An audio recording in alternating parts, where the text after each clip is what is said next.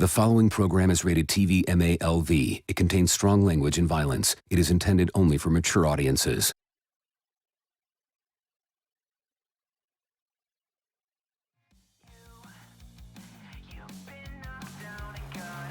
Ladies and gentlemen, we are live with Covenant Pro Wrestling Uproar, episode 29, live here from Phoenix, Arizona. And tonight, opening the show, we've chosen not to use pyro. We've chosen not to have a huge celebration here in remembrance of Terry Funk and Bray Wyatt Wyndham Rotunda. But now we are going to go in on the action immediately as TV title contest is upon us. The Chopper, Seth Dallas, the fighting champion, going head-to-head against the green-hued oddball known as Dan Darnester. Of course, if Dan happens to win this television championship match, he may, have to see Evac, who earned an opportunity at any one of his future championships. But heading right into the action, here we go.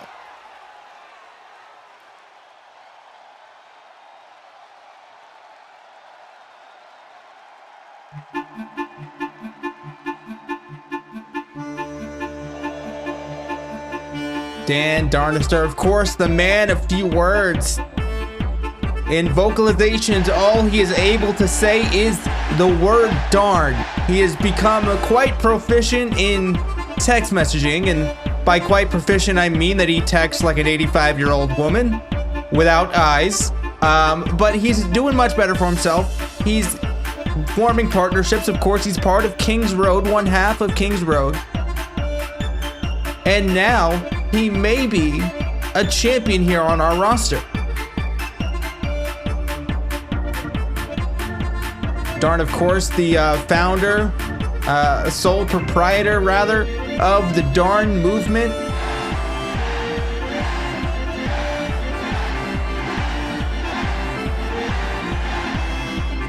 And although those sound an awful lot like yeses, it can only be interpreted in the language of Dan Darnester that was saying darn, darn, darn, darn. But will Darn be saying the same thing later on in the night? Or will he be raising his hand in victory as he raises his hand for pickle and peanut butter Twinkies, a fine food sponsored by Dan Darnester, the spokesperson rather.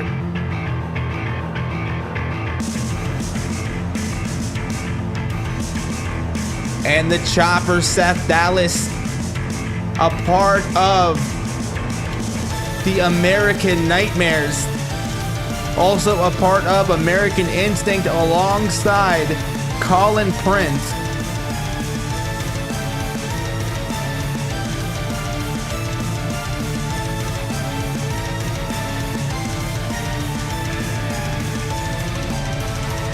Wait a minute, Tony Samuels, the other half of King's Road, assaulted in the backstage area by the American Nightmares, Johnny D and Colin Prince, and there is nothing that Dan Darnester can do right now. I'm not even sure he is aware of what is going on in the backstage area. And even if he was, would he forfeit the opportunity at a championship right now? Well, ladies and gentlemen, I would prefer to think that Dan has no clue in the world what's going on in the backstage area. But then again, I never really know how that man's brain works.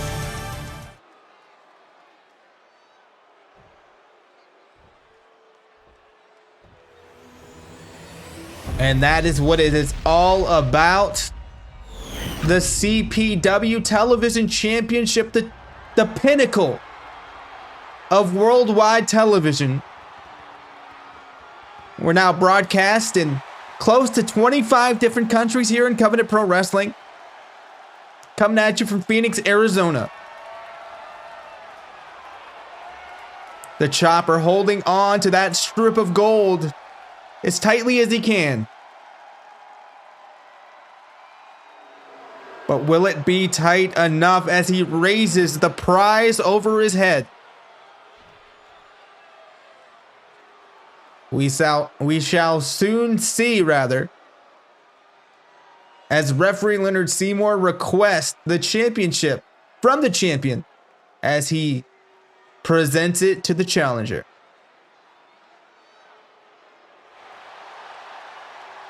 It would seem as though Dan Darnister is aware of what this is all about.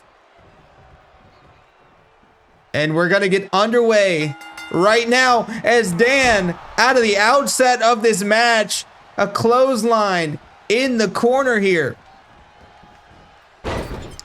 And busting the Bronco right across the chest of Seth Dallas.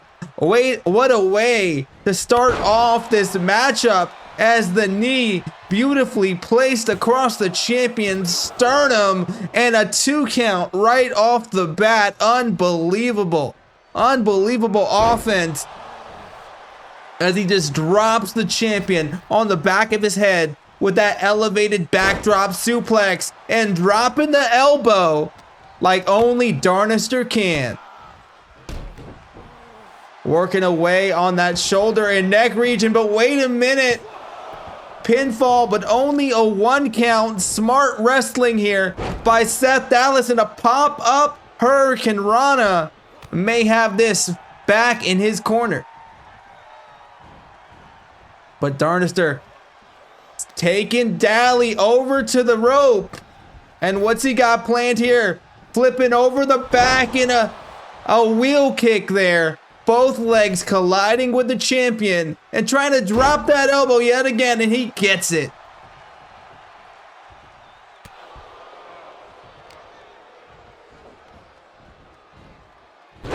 Just a massive overhead throw rather, and a kip up there. Sends the green-clad warrior Dan Darnister down to the canvas, and now it seems that eye poke DDT combination. Now it seems that the champion has the challenger reeling.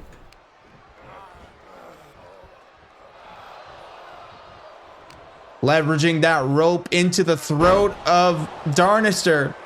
And once again going for one of those back suplexes. Now it's becoming abundantly clear that the game plan of Seth Dallas is to work on the neck, work on the head. You know, we've seen this before from Seth. He's a very focused competitor. He picks apart and he sticks to it an entire matchup. We've seen him put away guys in less than 2 minutes. We've seen him put away guys in about 1 minute and 30 seconds before. And if Dan Darnister isn't careful, he's going to come close to that record here. Dropping the knee, dropping the leg over the neck of Dan Darnister. And a chop. They call him a chopper for a reason. The chopper for a reason. And that is exactly why. Wait a minute, Dan Darnister hitting that emerald elbow there.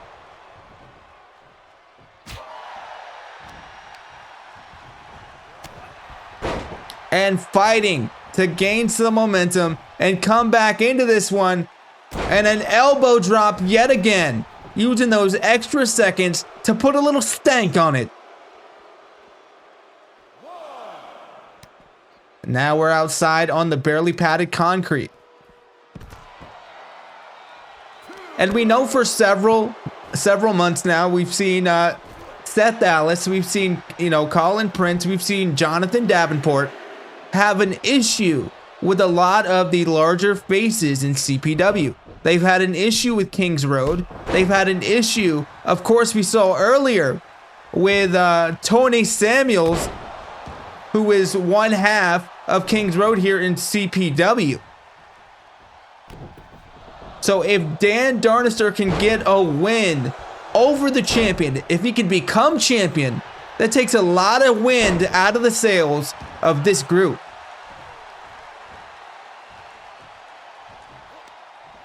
Wait a minute. Pickle Flosion. That could be it. The leg is hooked. 2. But only a 2 count. So close to the 3, but not close enough. It takes 3 seconds, and it takes all 3 of them. That darn dropkick TDD hit effectively. But referee Leonard Seymour seeing the rope grab there, the firm grasp of the bottom rope, keeping the champion in play. Goes for the elbow yet again, but going to the well one too many times, I think, as Seth Dallas, as he floats over with that very unique face buster. Gaining control and now making the Pickle Man bleed red. Super kick, bullet kick, whatever you want to call it. And another. But can Seth Dallas, he was knocked off of his feet. Can he capitalize as he seems to be going for the go-ahead and forearm hit with effectiveness. Leg is hooked. 1, 2, but only a 2. As Darnister fights his way back. The crowd screaming fight forever. And I wholeheartedly agree. I love nothing more than to see 2 warriors collide and go to battle, go the distance here in CPW. Frog splash from more than halfway across the ring. Seth Dallas, an incredible athlete, but also an incredible predator there, as you see him slamming the head of Dan Darnister down into the mat. Fisherman brainbuster. Rattle the eggs in there, if you will. Scramble them up. And this has got to be close to the end there, as a springboard lariat attempt. Not effective. Didn't get any of it. But when you go the distance in a matchup like this, when you're that tired, when you're that winded, when you've got sweat in your eye, blood in your eye, what have you, it can be very difficult to pull off maneuvers, but very impressive. Seth Dallas DDT on the apron, but even more impressive is Dan Darnister's resolve, his will to keep going. Power bomb position, power bomb on the apron, and swinging him around.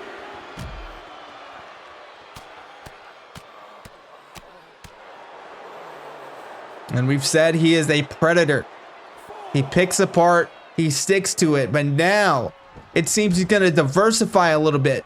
Go after the extremities, go after the legs as he gestures. He went for the go-ahead and forearm, but Dan Darnister had it scouted. That darn drop kick, ladies and gentlemen. Dan Darnister could be our champion here. 2, but only a 2. Crowd is screaming one more time.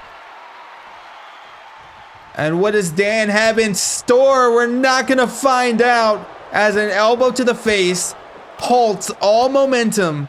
And Seth Dallas, the chopper, is back in control. Dallas, I think, was going to go for that bullet kick from the corner, but he keeps second guessing himself.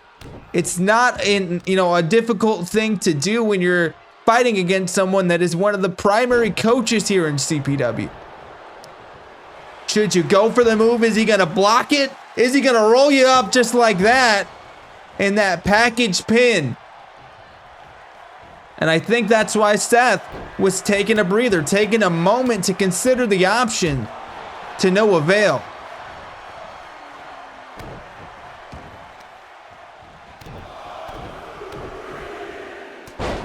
Multiple kicks and a heavy blow to the head.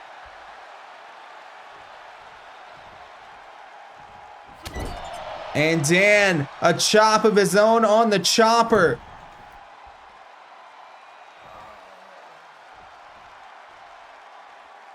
Tree of Woe position, and what is Dan Darnister gonna do here? Flipping Seth Dallas inside out, the double foot stomp right to the chest. Fisherman's Buster there, Pinfall. 1. But only a 1 count. Incredible fighting spirit being showcased here tonight. And if Alexandra Shaw was here right now, I would ask her, what exactly do you need to do to put someone like Seth Dallas down?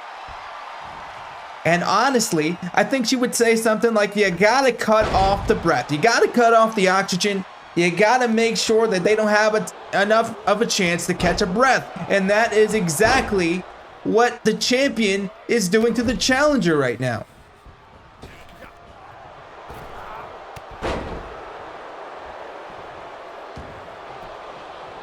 A pinfall here after a huge comeback.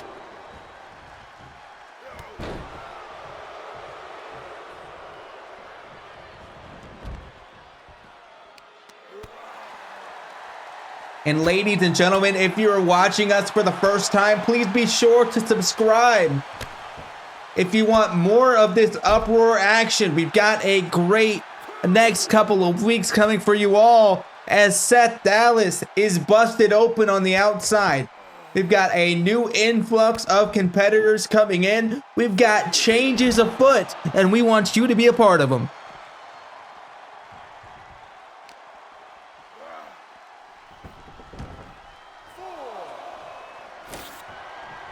And as we are 1 like away from our like goal, I don't think the champion's gonna like what's coming for him here. The pickle flosion. Dan Darnister electing not to go for the pin. Going up top to the top rope. Trying to drop the leg. And a bullet kick.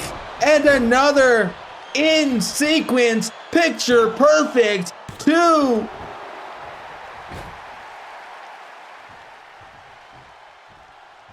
Maybe going for it yet again. He can hit you with this from anywhere, but that momentum he gets out of the corner is bar none the most impactful that you will see in CPW. Go ahead and forearm. Go ahead and pin him, because this one is over. The lights are out too. But no. Unbelievable. We talk about grit, we talk about resolve, we talk about will to win and fighting spirit.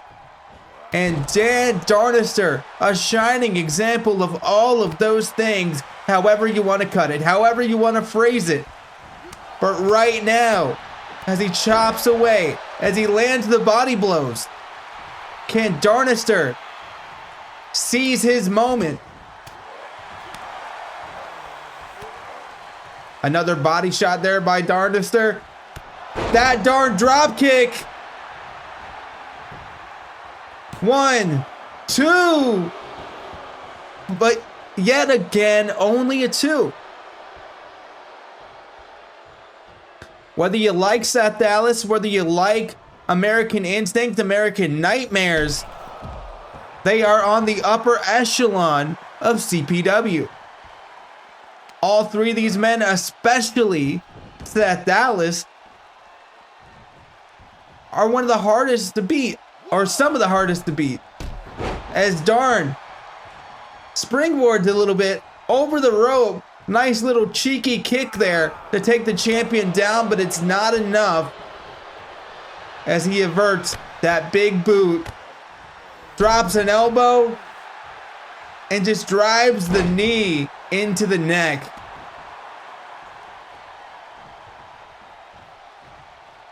That darn drop kick, but no, Seth Dallas averts it. Bullet kick immediately out of the counter, and ladies and gentlemen, if Seth Dallas can crawl his way into a pinfall, this one is over, but electing for more insult to injury. Go ahead and forearm. That's gonna do it. 1, 2, 3. Unbelievable. Thanks for coming, Dan Darnister. Incredible showing but no one has been able to dethrone this champion as of yet.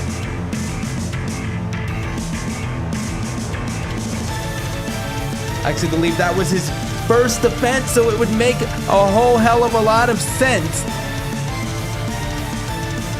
But I digress. I would not want to be on opposing side from Seth Dallas. Having a little word with referee Leonard Seymour, and he better watch what he's doing if he knows what's good for him.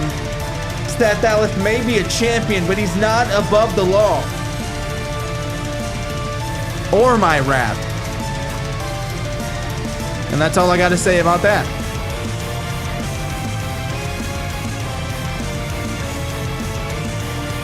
Kissing that championship, not wanting to kiss it goodbye just yet. And ladies and gentlemen, I'm told that we're gonna hear from none other than, I believe, Benjamin Balder? Wait, no. Jacob Clark, and what does he got here?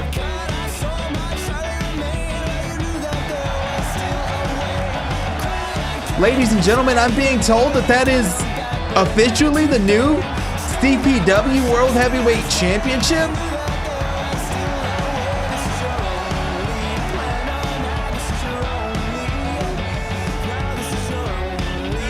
Well, it's news to me, as it must be to all of you.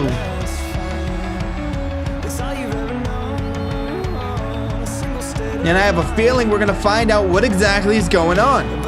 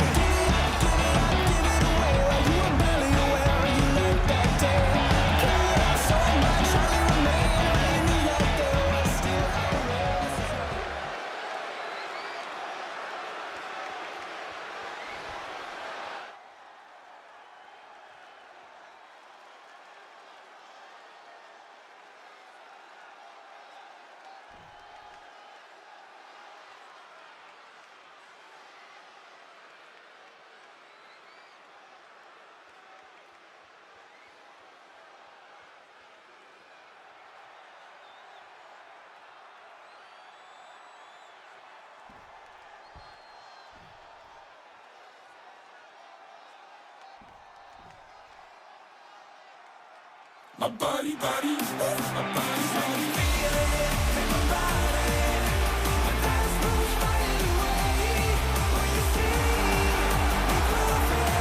Wait a minute, the man we were originally scheduled to hear from, I guess, didn't take a liking to Jacob stealing his spotlight. And it appears that he's gonna have some words with the champion. Benjamin Balder, of course, a former television champion. Had a bad string of luck lately, and if I were him, I wouldn't push his with the champion right now.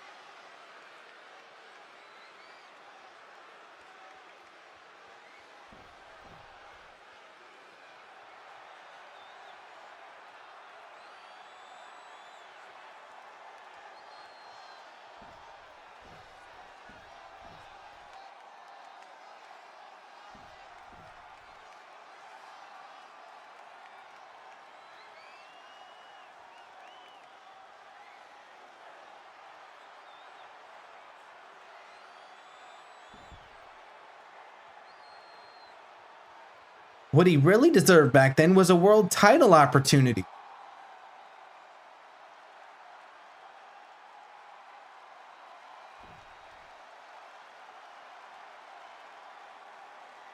Wait, what?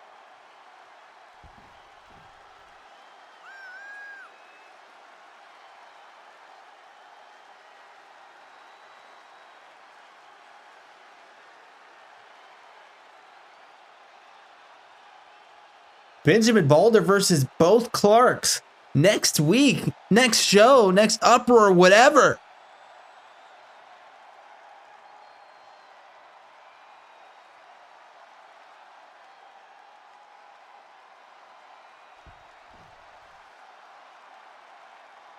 Bold words from Benjamin Boulder. At last, Survivor, it will be your last day as world champion.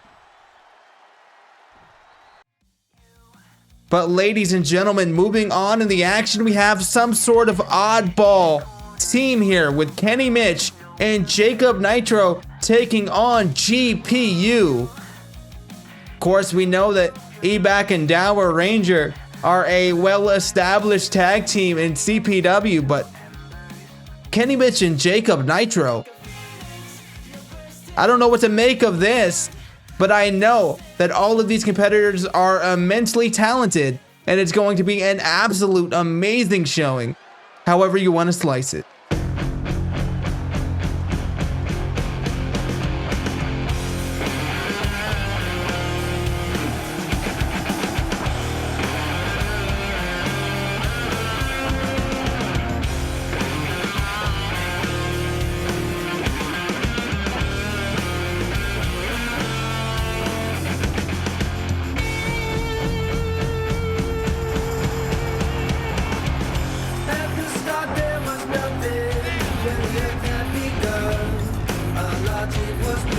Kenny Mitch, not the most celebrated individual as of late. He seems to think that he's on the good side of the fans, but the fans on X, formerly Twitter, have told me otherwise.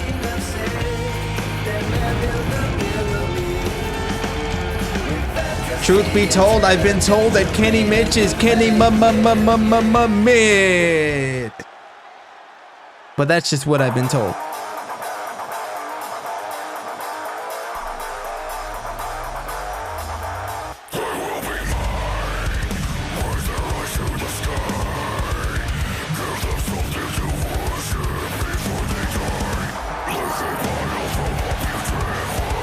Well, ladies and gentlemen, if anybody is going to turn the tides and make Kenny Mitch as well liked as he believes he is, it's this young man right here, Jacob Nitro.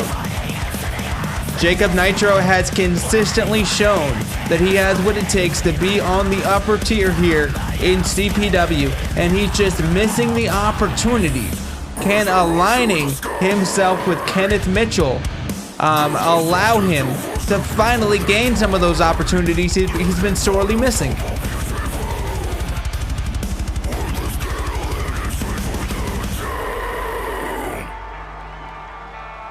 We'll have to see, ladies and gentlemen.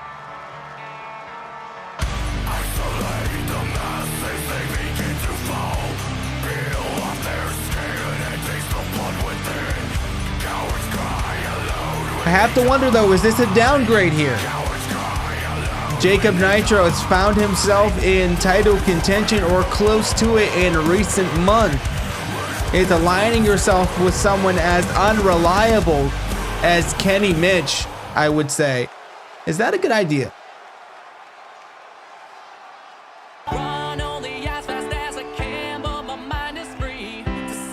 But nothing unreliable here, nothing but tried and true.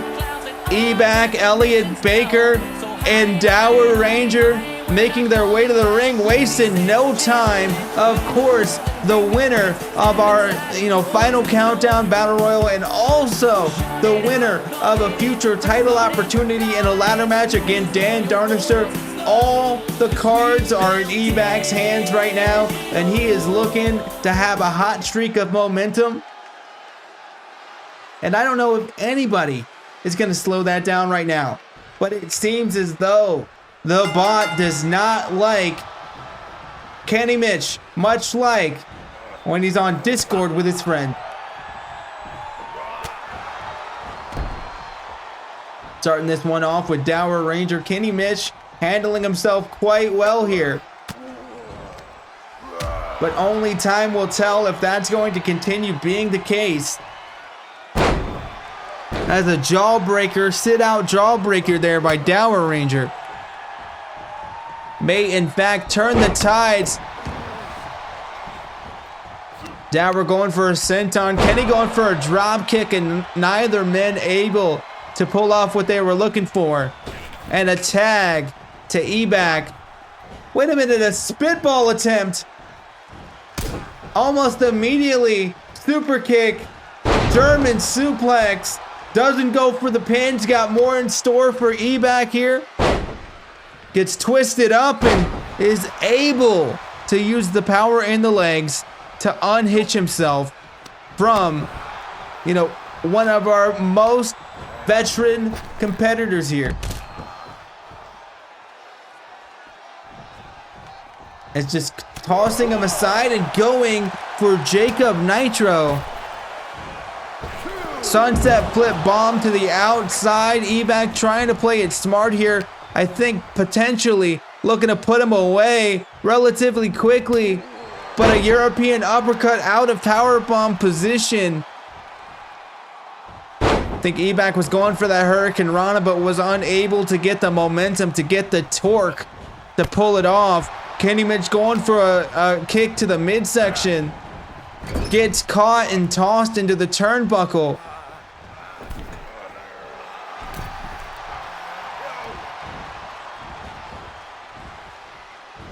Scooping a slam. E-Back going up to the top. No, the middle rope. Dropping the elbow. No frills.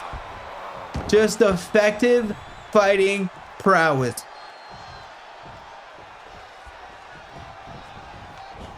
And we've said before, the bot does not like Kenny Mitch, but it, I guess apparently is not fond of anyone that partners with him, because he almost went directly after Jacob Nitro and Michinoku Driver there, the leg. Now hooked, referee Leonard Seymour getting in position, making sure that he can see both men's shoulders, but only a 1 count. Sometimes getting into the proper positioning, you know, shaves a few seconds off what would be a 2 count. Quinn shot there, Down Ranger got the leg hooked, but only a 1 count. Still a mountain to climb in this matchup and a far way to go.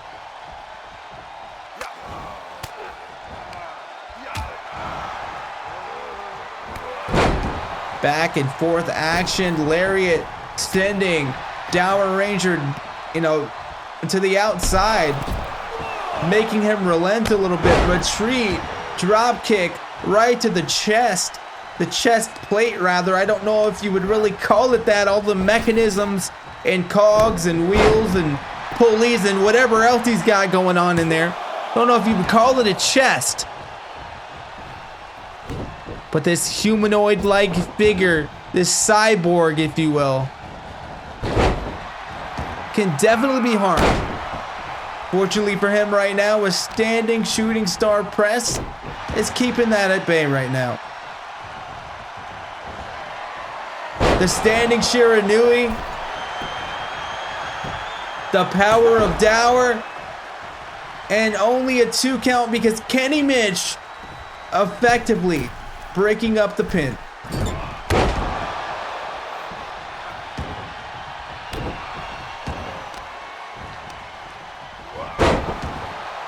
Ringing the arm there and tossing Dower Ranger to the canvas.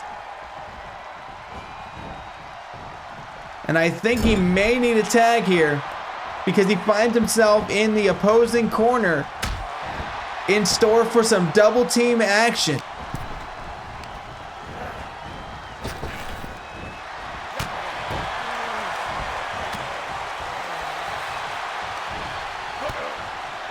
We knew this was going to be back and forth as Dower finds himself back in the corner.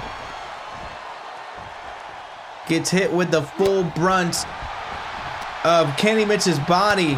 And now just a sly punch to the face. And a low head scissors Hurricane Rana there.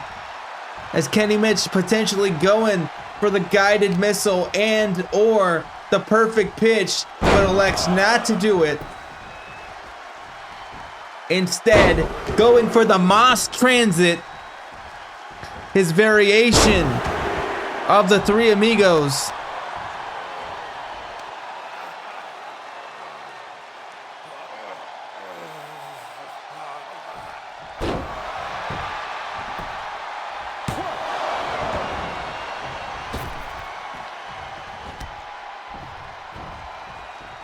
Things are looking bad for Dower here. He's got to do something to get a tag. Reverse DDT there. Speak of the devil, perfect opportunity.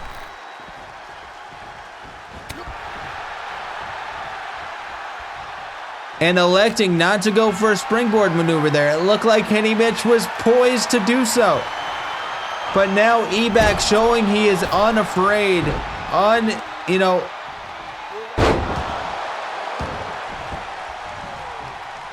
Basically just unfazed, rather. If you'd excuse me, I just had to take a sip of my drink.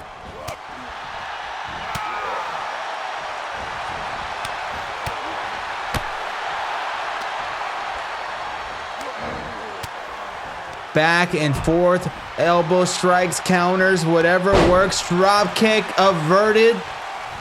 And now, keeping Dower from being able to get a tag here. And Nitro, we've seen him do this spider suplex before. Is this what he's going for here?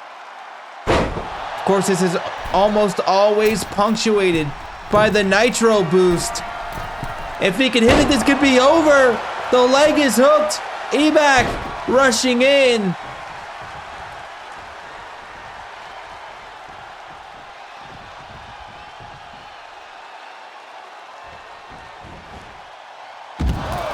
And over the rope and onto the floor, Jacob Nitro abandoning all safety precautions here.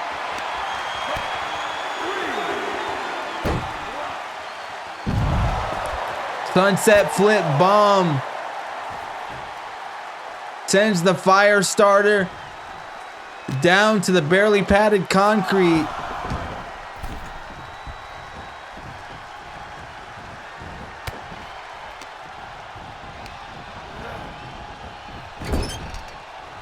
And now Dower got Nitro in the corner. Folding him up. The legs are hooked. Firm cover here, but only a 2, and Kenny Mitch rising from his groggy state. Potentially to try and tag his partner out.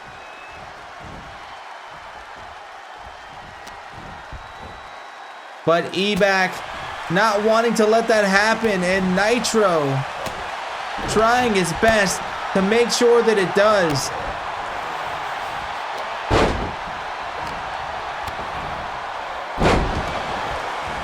DDT there to Eback and a tag to Kenny Mitch. This could be the opening that this team needs to defeat GPU.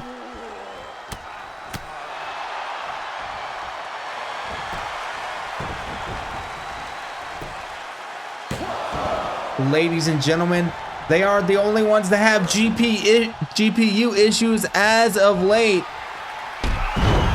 In the multiverse, there are many people having issues with GPUs. But this could be the one that nobody wants anyone to have issues with.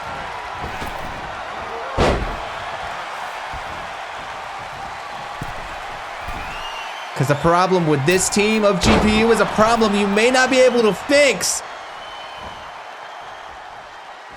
The leg drop there, it was beautiful. I thought for sure that Nitro was gonna go for the pin, but elects to send Dower into the corner and just tossing Kenny Mitch like a sack of shit onto Dower Ranger. The spitball, ladies and gentlemen.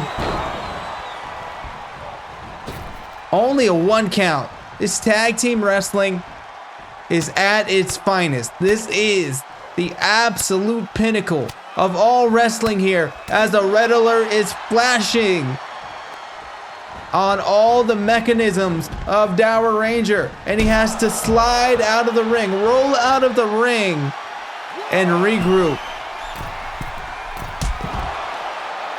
A wheel kick from the top rope. Unbelievable targeting by Jacob Nitro. I don't know how he found the space to pull that off, but it was incredible to see.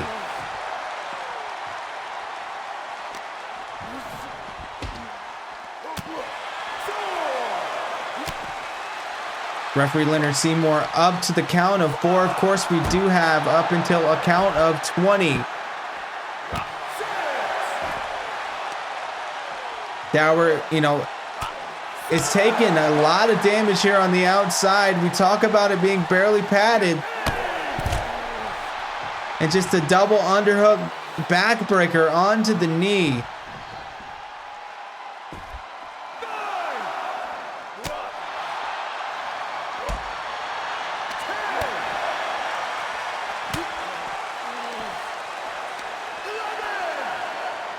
And ladies and gentlemen, I would like to invite you to like the video if you're watching on YouTube. And if you're watching on your TV at home, just smile real big. Smile wide and like the video. Because that's what makes this possible. Elbow drop to the back there. And Kenny Mitch finds his way back into the ring. And on the top rope, we don't see Kenny do this a lot. But another elbow drop onto Dower Ranger.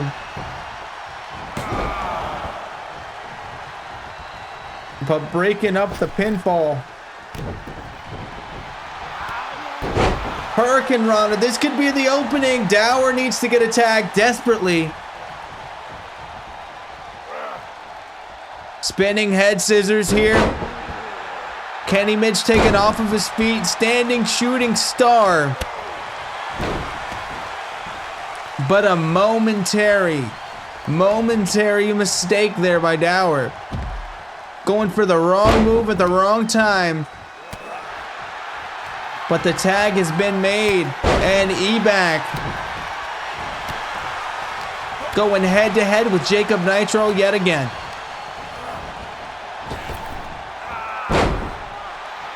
Deep arm drag, sending Eback.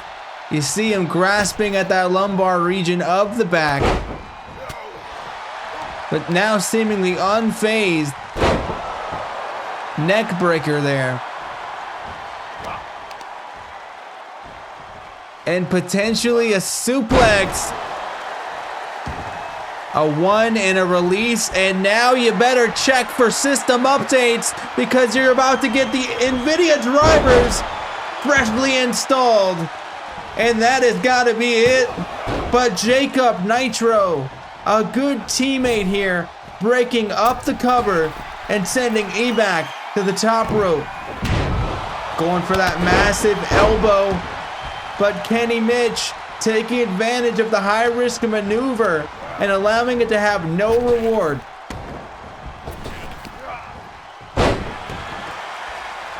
Huge sit-out spine buster. And this is what we talk about with Eback. He's a veteran. He's been there. He's done it all. He's faced big guys, small guys, guys in between. He's been champion. He's lost titles. And now he's looking to finally find his momentum in CPW, and he is doing that. Eback has been with us since episode 1 of Uproar. And it's seeming in recent history like he's going to be here for quite a while. The game over. But does Kenny Mitch have any tokens to put back in the machine? But it's unnecessary as Jacob Nitro immediately, and I mean immediately, breaks up the cover.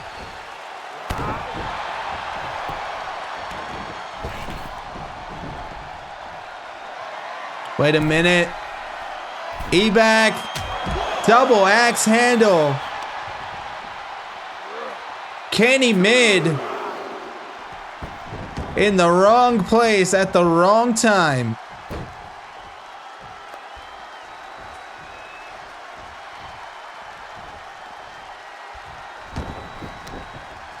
Now we're going to work on the legs, dropping those legs onto the midsection and doing it again for good measure. Going up top, and what's it gonna be here? Potentially a moonsault, but Kenny Mitch slides out of the way, averts the crisis. And Dower just going after Jacob Nitro. Not a very Not a very ordinary strategy, but the standing Shiranui may do it here. But no, Kenny Mitch kicks out. As the crowd is on their feet, yelling for tag team wrestling, showing us that this is exactly what they want, and that is how it's done. A moonsault of victory here, potentially, and 3.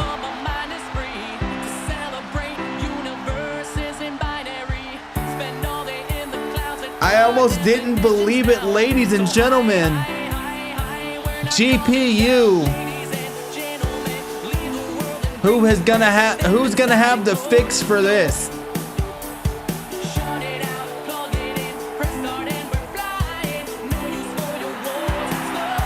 I don't know if there's anybody that can go head to head with the white hot GPU right now.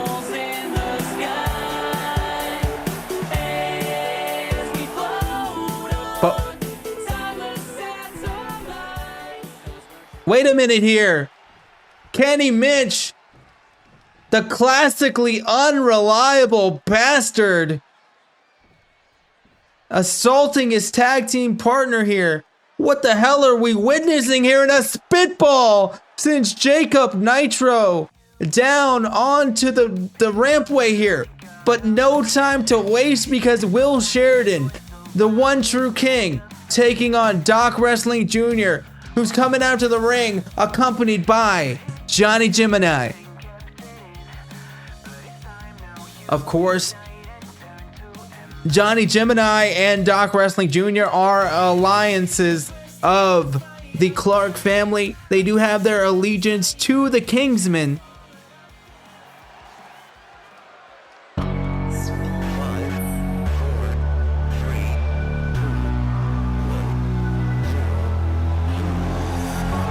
As I was saying before, these two men do have their allegiances with the Clark family dynasty. Now, I'm just wondering, how deep do those allegiances go? Is this matchup a message here? Is this the Clarks making sure that Will Sheridan can stay away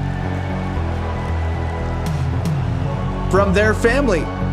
We saw in Final Countdown that Will Sheridan did nothing but, go after Jamie Clark, who withstood almost every man in that match. So Will Sheridan is unsuccessful here. Came in at number 1 and somehow, some way managed to get Jamie Clark to enter in at number 2, but Jamie lasted to the final 4. Will Sheridan's a weapon with a name. You can catch me while I'm stepping through the flames. Things will never be the same. Not in it for your But wait a minute here. I don't know if that's a tribute to the late great Terry Funk, but Will Sheridan coming out with a shirt that sends a message a mile long. Jamie sucks eggs.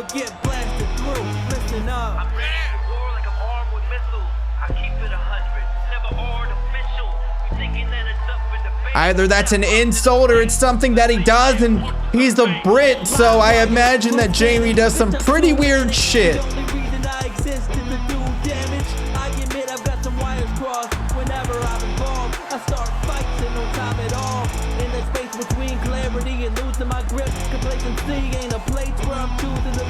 No patience with motivation's a bad mix. Anything I want, I gotta have it. I'm headed for the top, how's that feel? Never gonna stop, nah, that's real. Man, for greatness, I said to take it. This is my feel. Referee Loretta Seymour telling the bell to ring here in a DDT in the outset. 20 minutes on the clock, 1947 here.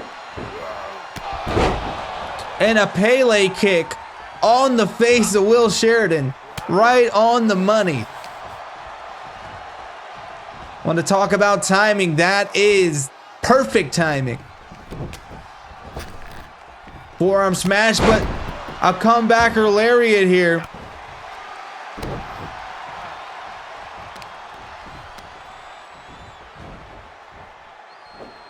And Sheridan sending Doc down to the canvas, crushing that neck into the mat, and now working away on the legs. We've seen Will Sheridan become more proficient in submissions as time has gone on, both back in other companies, but now even more so in CPW.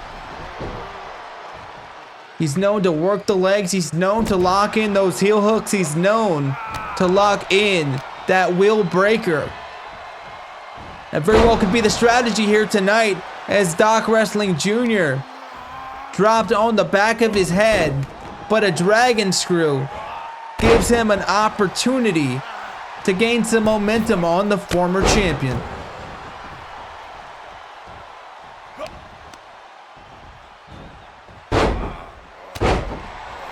Hip toss elbow drop combination. Leg is hooked and only a 1. Will Sheridan is going to take a lot more than that to be taken out. Reverse DDT sends the Doctor from Tijuana down, but wait a minute. A 1 count. Loretta Seymour in perfect position. Doc goes for the enziguri. And that blue thunder bomb, that live wire protocol. 2, but only a 2. Picking that leg. We talk an awful lot about Will Sheridan's submission prowess, but Doc Wrestling Jr., he has the submission prowess as well. He has been known to lock in that rolling knee bar, that doctor's orders, quite effectively.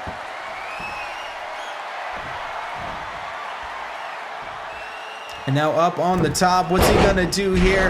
A corkscrew arm drag. And a drop kick.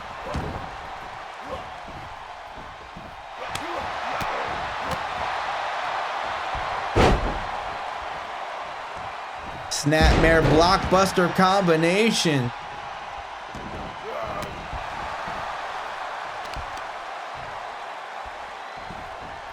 And now we talk about working the extremities. We talk about working the legs and going up top here. The open chest surgery. 2. And Will Sheridan somehow, some way, fighting out of that one.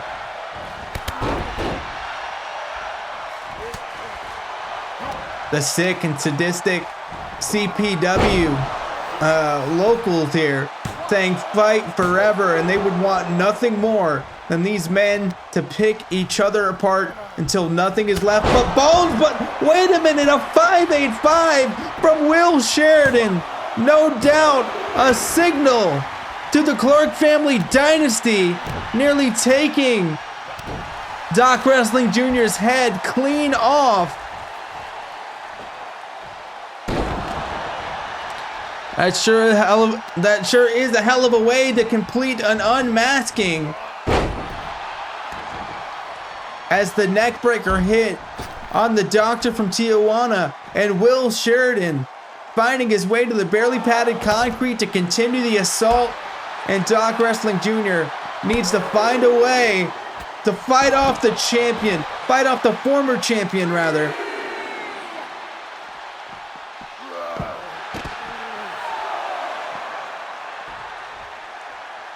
We know that Will Sheridan has always said, as he collides with that ring post, that the match that he lost to Jamie Clark at Bloody Valentine and a barbed wire death match was a fluke. He still considers himself to be the champion. He still considers himself to be the rightful king of CPW, the one true king of CPW. But wait a minute. Rolling in there, the Doctor's orders. Locked in on the man who made it famous, Doc Wrestling Jr. Maybe about to tap here, but Loretta Seymour signals to the crowd and everyone in attendance as Will Sheridan goes for another 585. This one is not over. It goes for another one, but Doc Wrestling Jr. has it scouted. Of course he would have it scouted. Sheridan stepping into the ring, whipping him into the corner. Oh, what's gonna happen here? Guess we won't find out. Doc Wrestling Jr. fighting back. And a Pele kick attempt to no avail. Doc Wrestling Jr. out on his feet, but still in this matchup. And a shoulder breaker. And a 585 by Will Sheridan. Another, but a rope break. The crowd is saying one more time, and now we know that this was no fluke. This was no one-time opportunity for Will Sheridan to use the 585, made famous by, the late great Brody Lee and also the Clark family dynasty. 585, the area code of Rochester, New York, has made its home in England, but now finding a home here in Phoenix, Arizona. Potentially with Will Sheridan.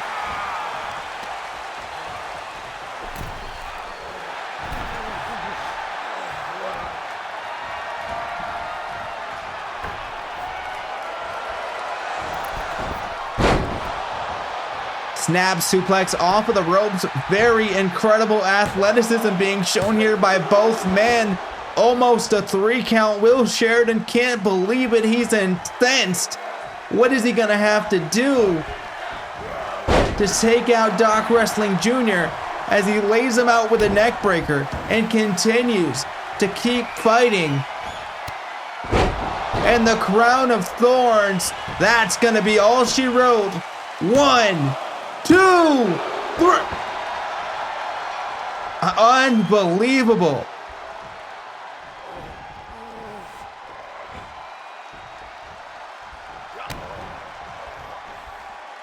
Maybe another live wire protocol, or rather a buffer overflow. Will Sheridan has changed the names of his moves so many damn times. But one I do know the name of is an STF. Locked in effectively here. You see the forearm blocking off the airway of Doc Wrestling Jr. When you combine that with the mask that he is wearing, it's definitely hard to breathe in a situation like that.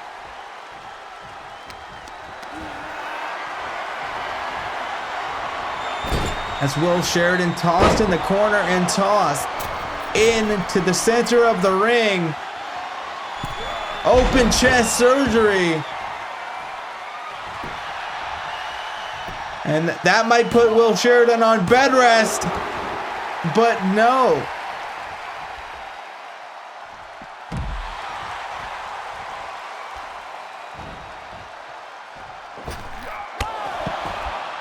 A corkscrew splash, sending the full body of Doc Wrestling Jr. colliding with Will Sheridan. Now we see Will has been busted open. And ladies and gentlemen, if you would like to purchase your Uproar TV t-shirt, you can do that.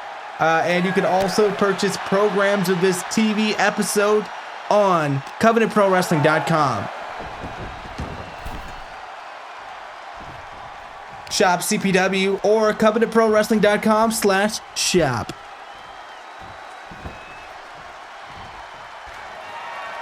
But wait a minute here. Potentially gonna... And another! I thought he was gonna go for the crown of thorns, but ladies and gentlemen, Will Sheridan has put away Doc Wrestling Jr. with a 585. Unbelievable. Are you feeling how I'm feeling? Started Well, Doc, an apple a day is all perfectly fine, but how do you like those apples? Step back and move or get blasted through. Listen up. I'm ready for war like I'm armed with missiles. I keep it 100, never hard to mention. Let's see you get punched in the face. Live wire. And ladies and gentlemen, we're seeing an assault here now. Even though Doc Wrestling Jr. lost the match, he was still celebrating with his beloved fans here in the ring. And the American Nightmares have just assaulted these two. I cannot believe the Kingsmen are being annihilated here by Colin Prince and Johnny D.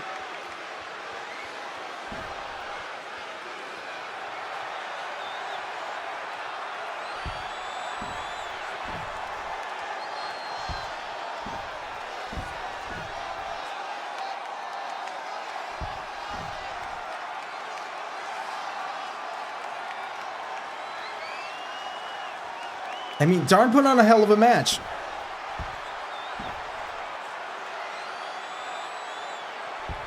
Making their claim for the tag team titles?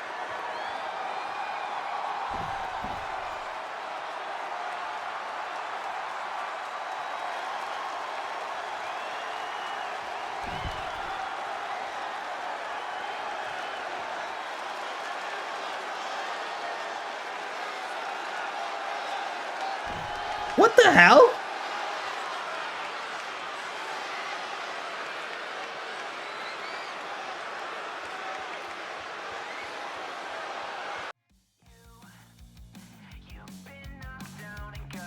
But now, ladies and gentlemen, we're going to see a debut here on Covenant Pro Wrestling Uproar. Max Shearman taking on the returning Connor Gates in singles action here.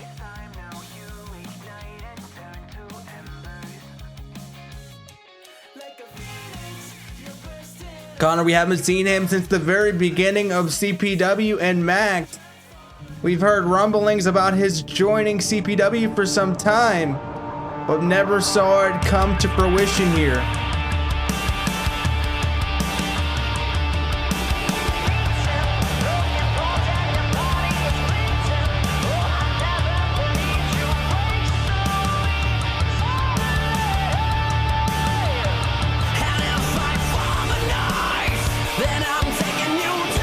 Connor Gates has the blondest hair in all of the universe here, I would say. But despite that, he is one who is consistently able to get the job done.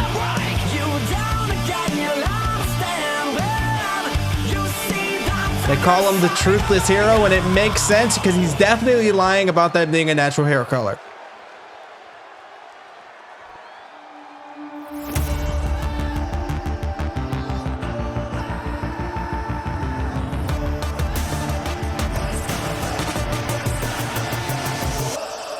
And the lights have gone out here in the arena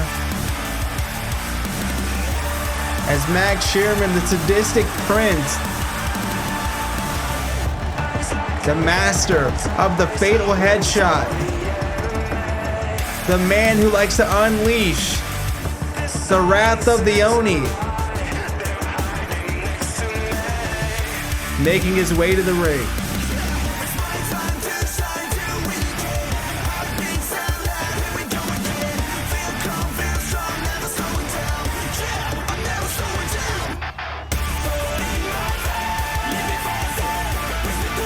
Max looking to make a footprint here, looking to make an impact on CPW.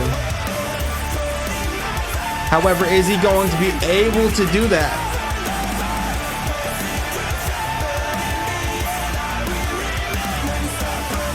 And we've seen some history between these two and other companies, but it's a clean slate here in CPW.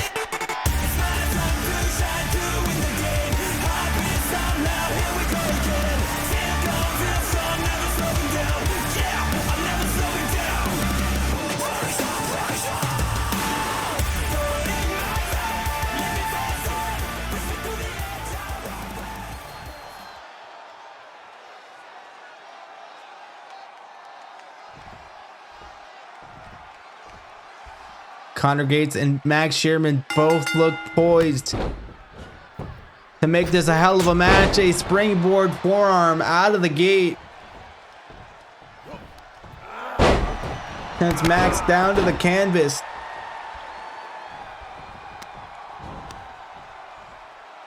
A few months ago, he was simply going by the name Sherman, but Max Sherman has finally regained his first name. We don't do any of that name change business here in CPW. This is as real as it gets.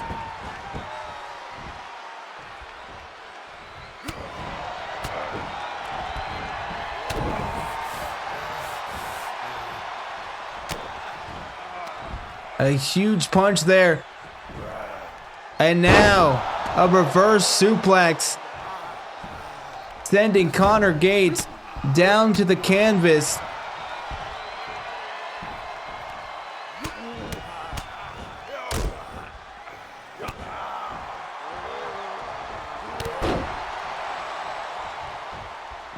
Now going outside, both men on the barely padded concrete.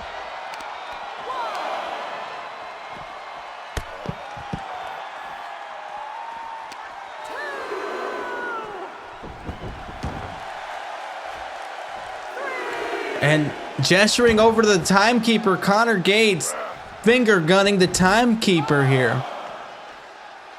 Don't know what that's about, but he's got to keep his eye on the matchup at hand here. As a brainbuster on the rampway is nothing to laugh about here. That can end a career, that can shorten a career.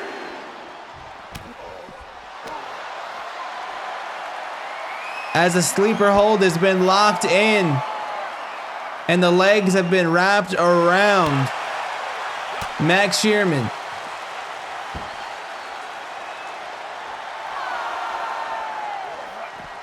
Up to a 5 count. Loretta Seymour, of course, does have into the count of 20.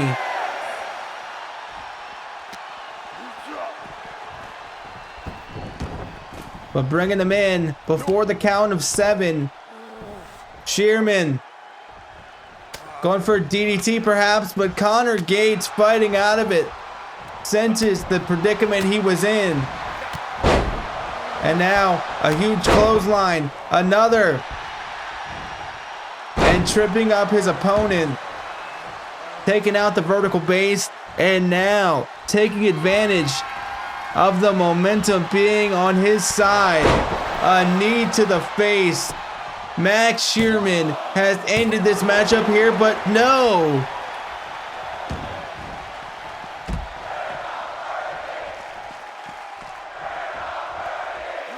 The crowd screaming, "We're not worthy."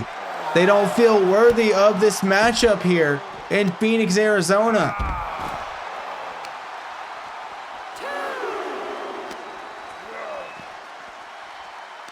Connor attempting to throw Max into those steel steps, unable to do so.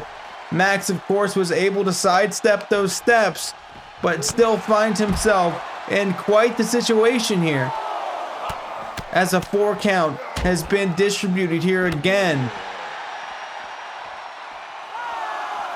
Up into the count of 5, these two men need to get back into the ring. You know, they do have some time out there. However, fighting on the barely padded concrete has side effects quite like that.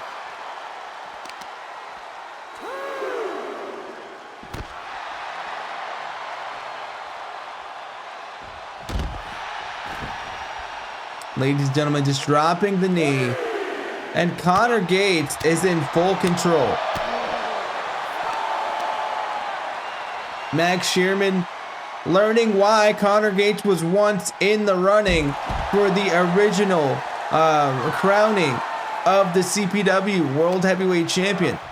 Losing that opportunity to Will Sheridan.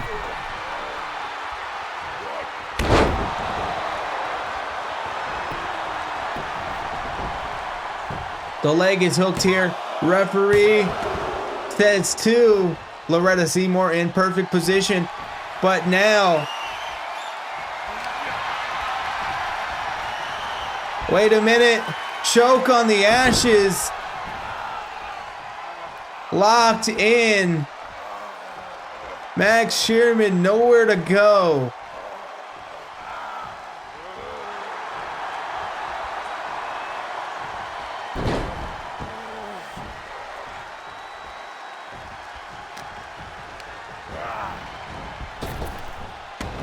Send them off the rope. Hitting him with a very impactful maneuver there.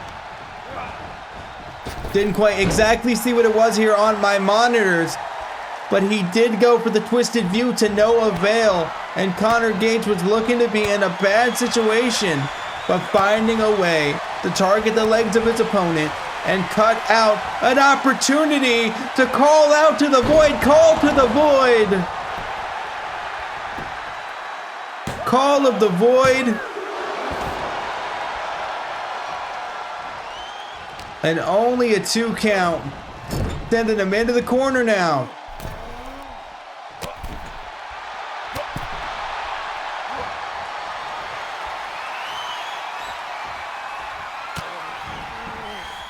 The mustard-haired Connor Gates looking for something big off the top rope. But Max Sherman unwilling to get hit with it. But unfortunately finds himself a victim of a massive rolling forearm there.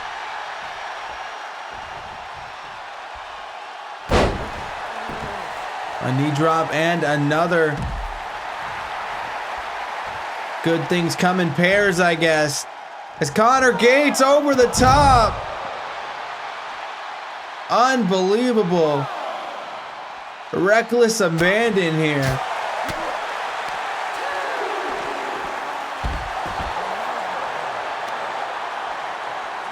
And the barely padded concrete showing no signs of give. And dropping the base of the neck, the base of the skull on that knee. And quite frankly, even though Max Sherman is the one putting Connor Gates into the ring, he is in trouble here. He is in dire strait. Beautiful knee strike there. Running into the ring and now mounting his opponent to come down, to rain down with these punches. And this is what it's about, the back and forth action, the anything can happen mentality of CPW.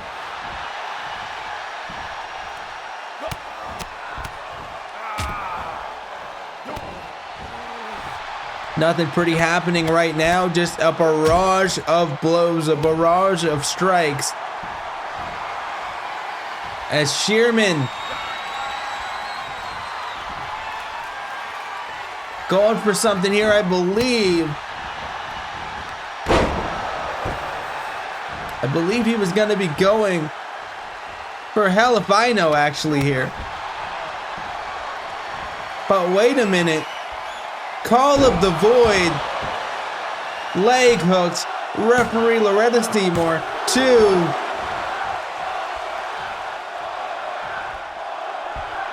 And not quite done. Connor Gates. Gonna hit him with another. 1, 2. Unbelievable.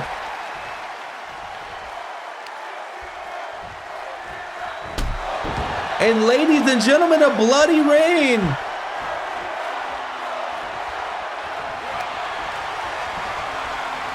And now, telling him to choke on the ashes, choke on the embers of what this match could have been, because it's over. Connor Gates is back.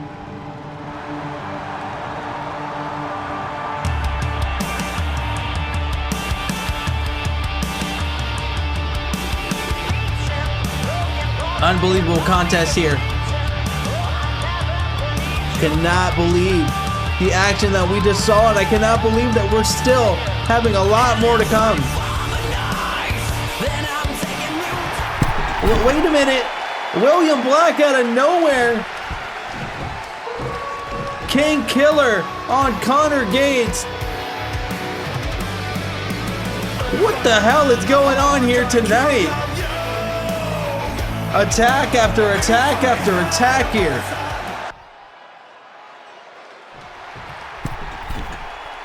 And ladies and gentlemen,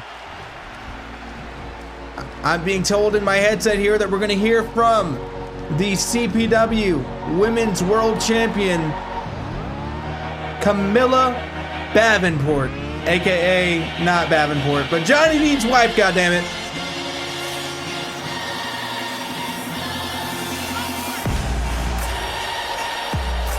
She, of course, was able to win that championship off of Diamond Skyler at Final Countdown.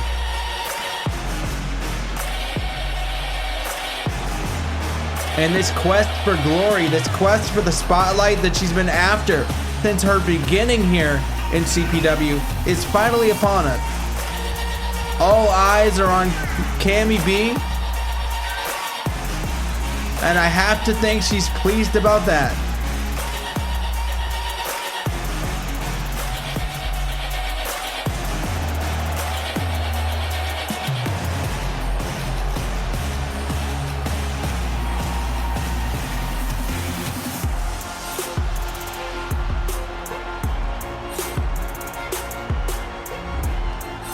You know, it goes without saying that that title belt does look great around the waist of Cammy B, but Big Mad, the New Jersey Bruja, Cammy B, I guess has something on her mind right now.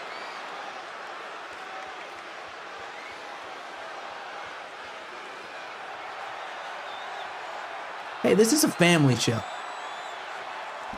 Can't be saying fuck and bitch and puta or whatever you're gonna say here tonight.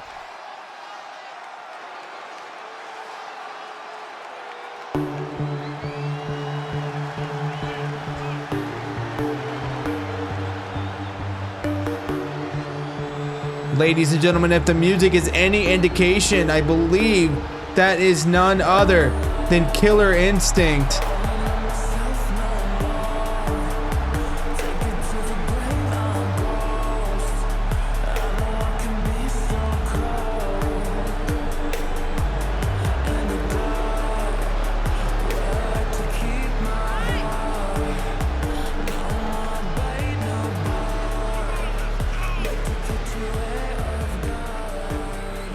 Cammy wisely exiting the ring, not wanting to go toe-to-toe with two women here.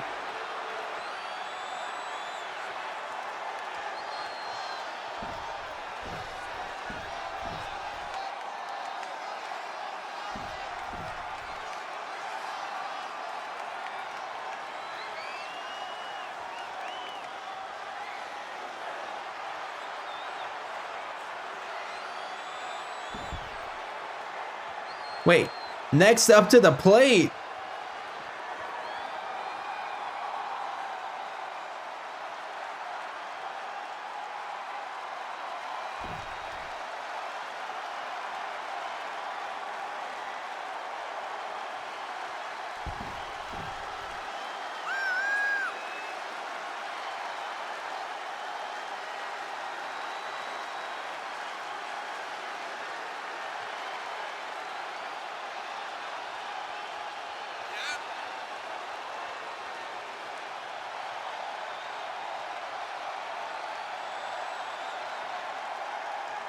Balforant not taking kindly to those words.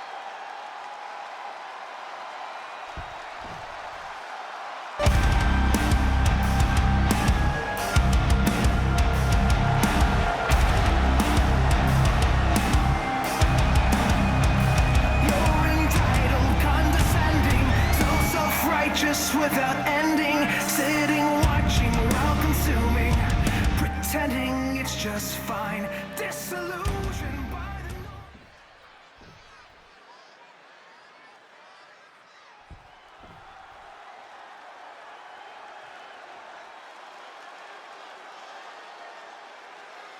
She does have a point.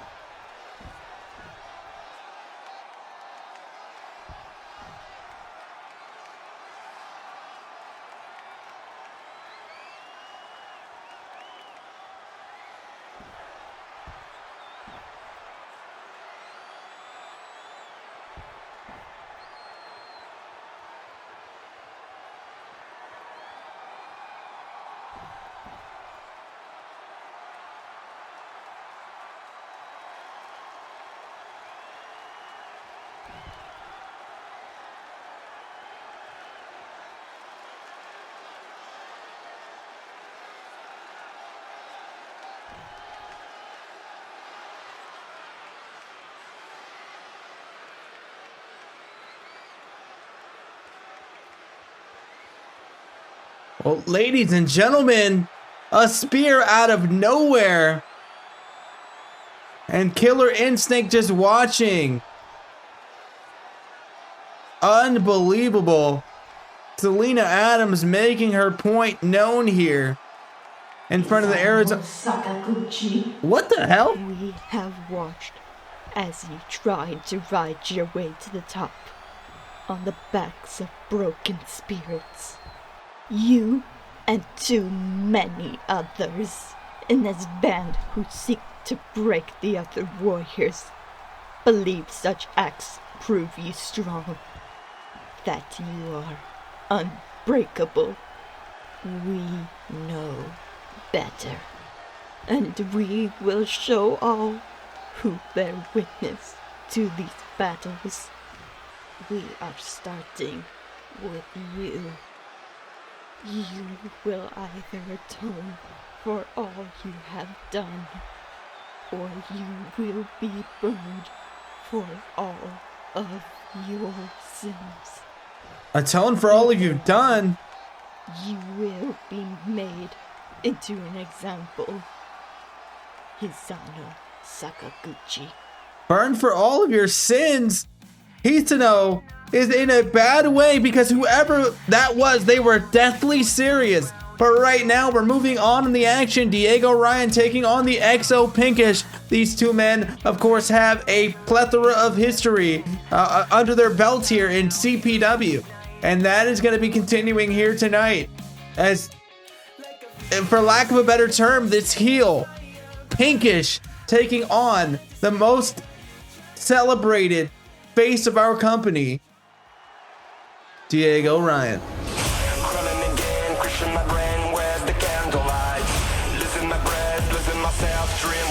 Stop struggling against my demons. Stop taking life as fiction. Burn, burn, burn.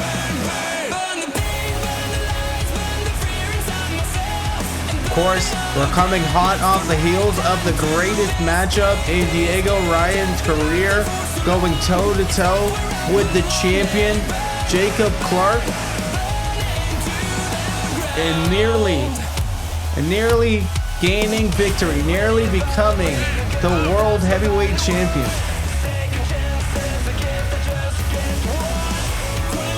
The hard work has not gone unnoticed.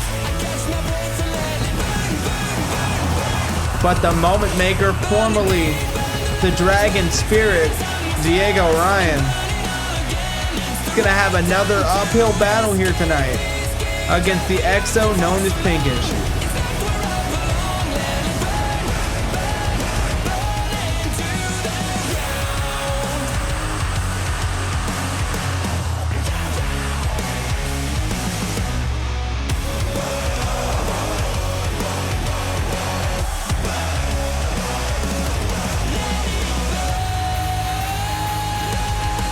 See the intensity on the face, Diego Ryan. Unfazed by all the spotlights, all the people in attendance. It's about one thing and one thing only, and that is defeating his opponent. Everything else, from what I'm told, just melts away. And yet again with this red smoke, seems like these competitors can't get enough of this, as the Traveler's chosen hunter.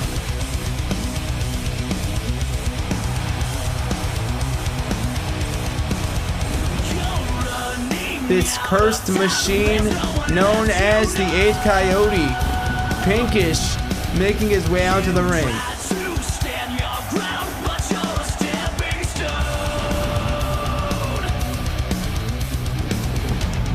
Pinkish stepped foot in CPW, he immediately made an impact here. And we've seen him and his directives change over the course of his tenure here.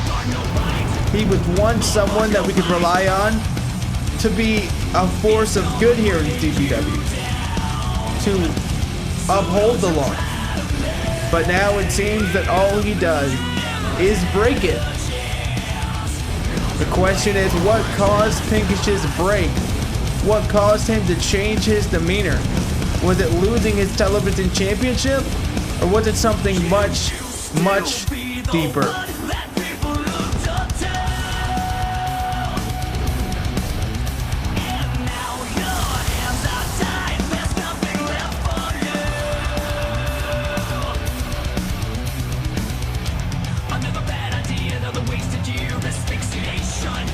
Another hologram, an empty plan, a slick deception. You're just a parasite, a piece of shit, a fading light. All part, no bite. Well, ladies and gentlemen, these two men are going to get the action underway here. For the live crowd in Phoenix, Arizona, everyone watching on YouTube and everyone watching on their television screens at home, if you are here on YouTube, go ahead and like the video and make sure to subscribe for more action quite like this in the future. As the stomp out of the corner just folds up Diego Ryan. Luckily, the former gymnast is quite pliable, quite flexible, as he lands a German suplex on the Exo. The machine from the tower. Dropping the elbow, creating some separation between him and this brutal warrior. No other way to call it. He's just a warrior. He's known throughout the galaxy for all of his exploits, his championships, but also this mean streak that we've been seeing lately as Dragon Kid showing his strength and lifting Pinkish up. He's like a ton of bricks, but no challenge for the man who was nearly CPW World Heavyweight Champion just a few short weeks ago.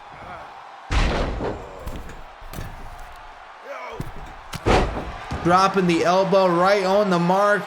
Diego Ryan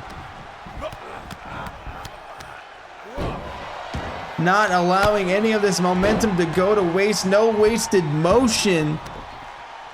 But regardless of all that, rather, Pinkish somehow finds himself on the up and up on his feet. But can that continue? Knees to the back. Well executed counter there. As he gets sent into the corner yet again. Snapmare. And another elbow. Perfectly placed. That carbon fiber steel reinforced spine, I guess you would say, of Pinkish. Wait a minute. A double underhooked cutter. Dragon Kid, or rather Diego Ryan, you'll have to excuse the faux pas here.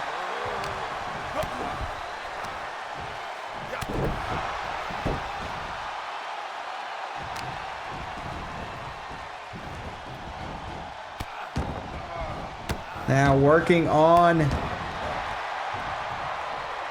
those fingers and going up top.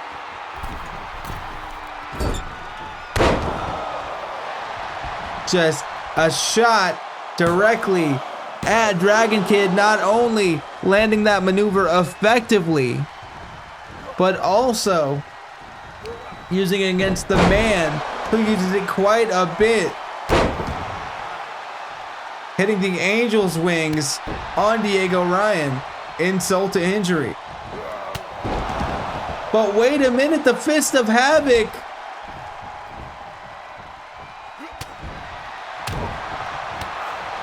And Pinkish.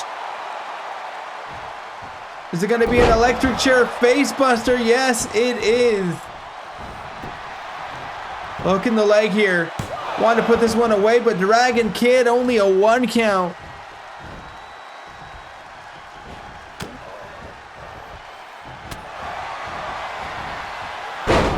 And a famouser sends the Exo down to the canvas, and Dragon Kid potentially going to bring this one outside as well.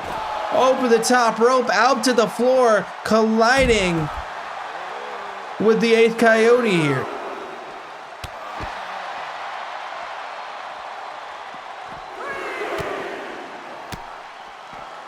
Pinkish grasping at nothing but hot air here. Diego Ryan able to avert whatever maneuver that was attempted.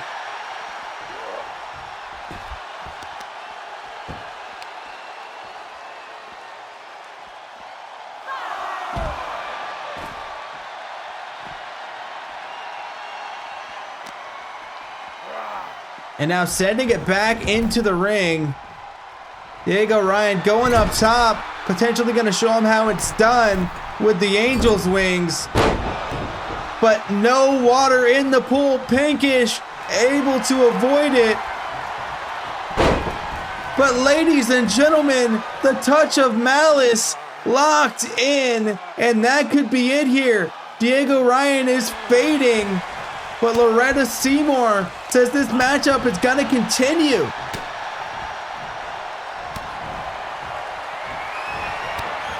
Pinkish going for something, but Diego wisely targeting the legs, taking that vertical base out. But wait a minute, greetings from the Tangled Shore.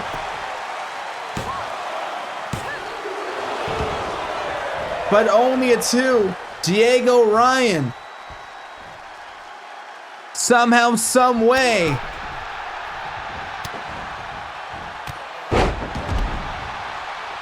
Unbelievable.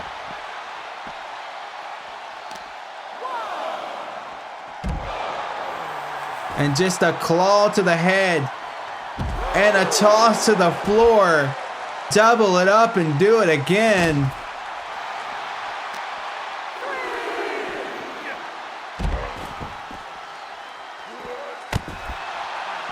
A back suplex transitioning into a leg drop.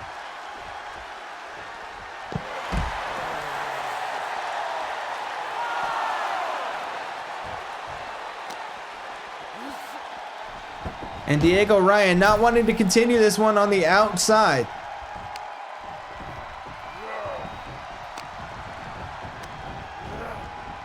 Sending him over into the corner, potentially wanting to go for that fall from grace. We've seen him do this before. The Superplex Falcon Arrow combination, but can he get the leverage to hoist his opponent over? And yes, he does.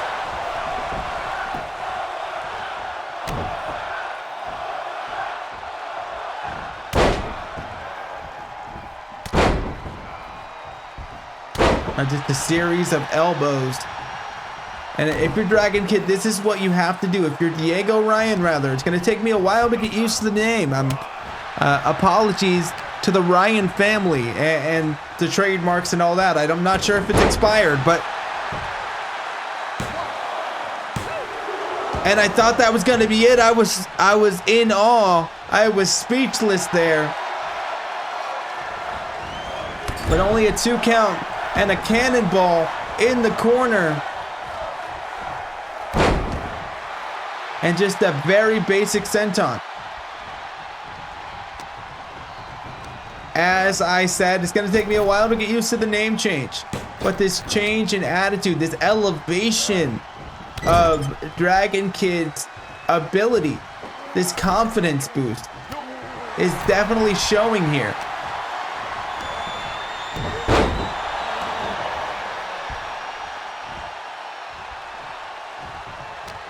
And Diego Ryan still, warmest regards in terms of how I feel about him. But in my heart, he is still the one and only Dragon Kid. And in his spirit, that still reflects. But Diego Ryan, the moment maker, making the moment here today. The fall from grace, not enough though.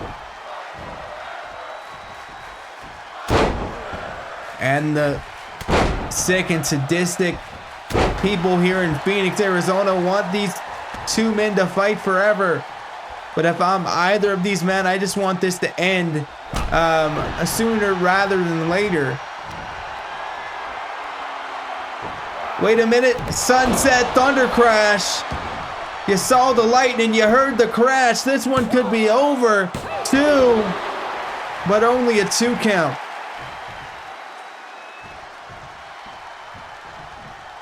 Pinkish.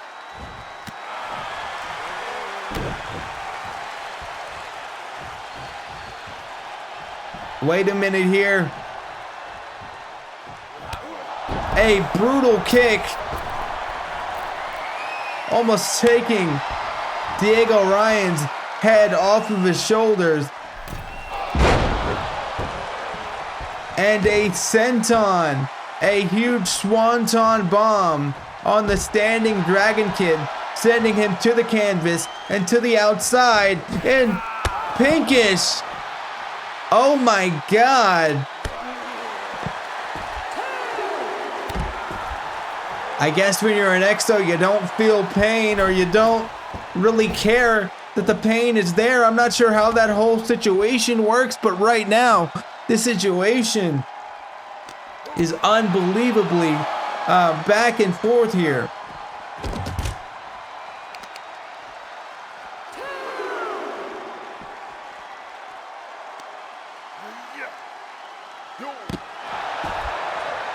And I believe I'm being told the Dragon Kid, yeah, I see it here on my monitor, is busted open. Diego Ryan, I apologize. Dang it.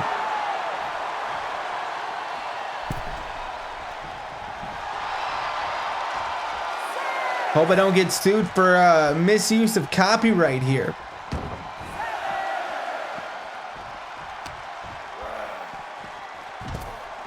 And Ryan thrown near the barricade here.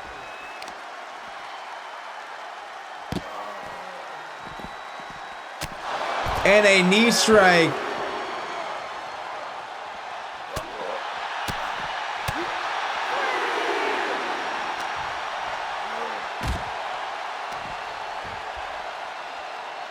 Wait a minute here, what is going on? Double knees to the back. And ladies and gentlemen, being just tossed around like a rag doll, Diego Ryan is not having a good night here tonight. And Pinkish feeling confident as ever in his ability to win this one.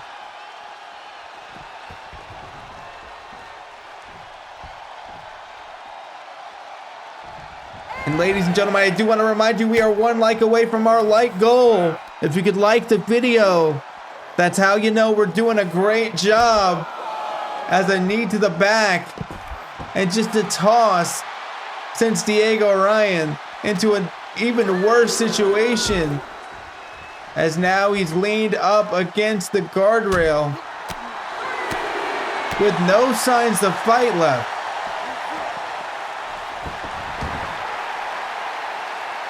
Pinkish giving the guys in the front row their money's worth. I must have saw a guy with a green shirt over there somewhere.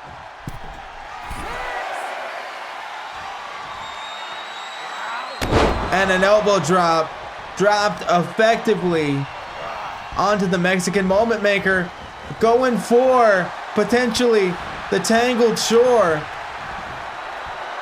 And somehow finding his way back into the offensive position.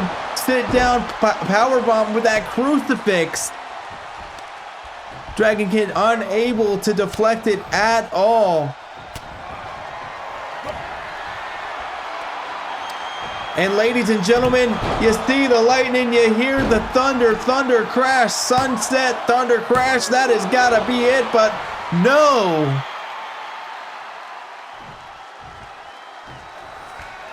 Unbelievable. The fight in Diego Ryan. But wait a minute, the touch of malice could be just the touch he needs to bring this one home. And Diego Ryan is forced to tap out.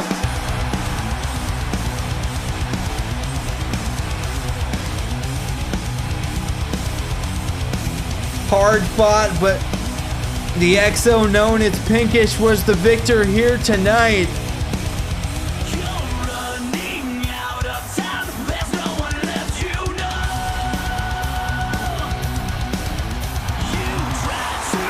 Wait a minute, what is Pinkich doing here?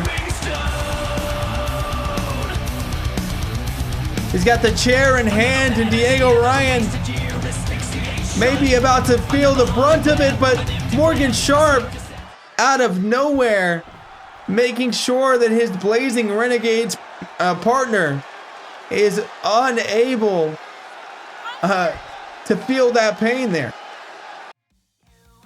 Keeping him safe, but right now, returning after her appearance at Final Countdown alongside Selena Adams, Callie Kaplan taking on Lauren Osborne.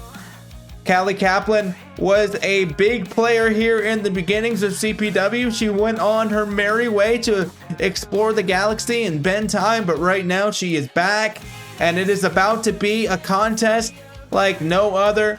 This women's division is ramping up absolutely, and I am so excited to see where it ends up going as the Neon Panther makes her return back to Phoenix, Arizona.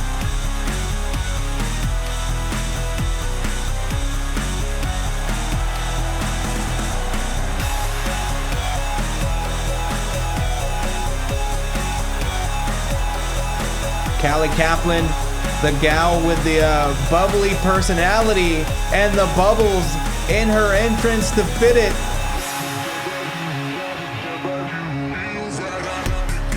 Callie doesn't give a damn what's going on as long as she's having fun and doing exactly what she wants.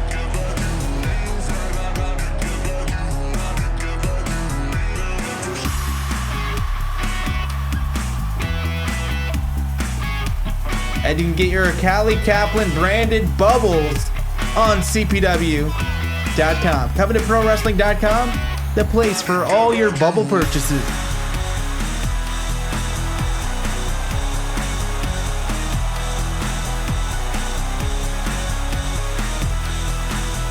We've got bubbles, we've got shirts, we've got everything in between.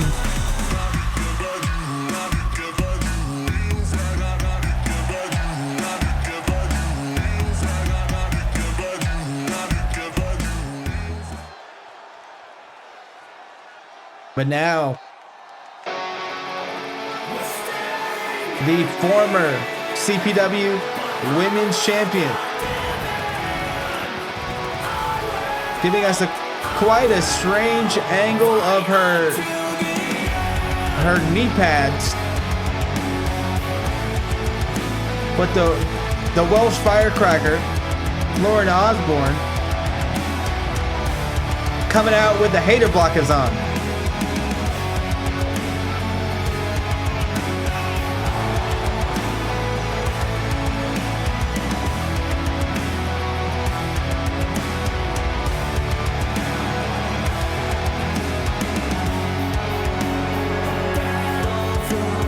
Lauren is one of the most hard-fighting women we have in CPW. Nothing ever seems to really bring her down. She's had some very triumphant wins. She's had some unfortunate losses, but she is not anyone to take lightly as Loretta Seymour gets this match underway and immediately out of the gate trying to become explosive. The Welsh Firecracker finds herself in a defensive position.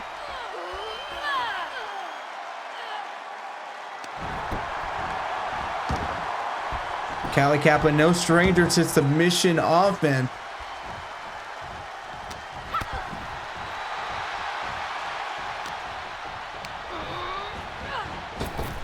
As she tosses Lauren Osborne into the ropes and hits her with a beautifully placed knee. Runs the ropes here over her opponent and drops the moonsault. The height on that was, otherworldly. You don't get much better than that. But looking to sort of, return the favor.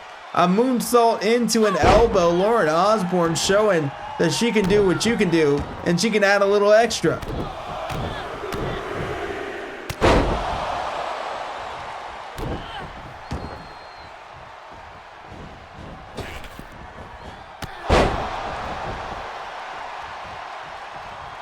Just a nice little punt kick, sending Callie Kaplan to the outside and a suicide dive through the ropes. Lauren Osborne not here to play any kind of games. Barely padded concrete, quite utilized here tonight. Loretta Seymour up to the count of 3. Of course, they do have up until the count of 20 as per usual.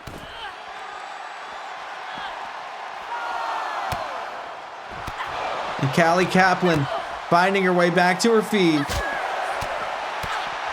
And the back and forth action continues. What the hell just happened? I believe there was some time bending happening there.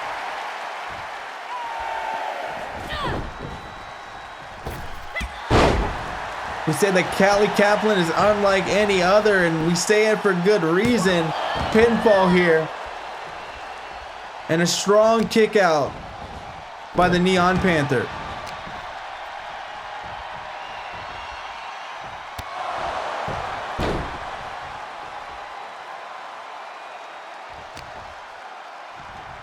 The knee of youth, and now a variation of a scoop slam there, driving Callie Kaplan onto the back of her head. Went for the airborne Osborne.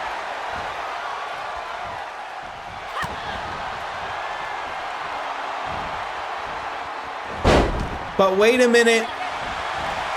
The MKM.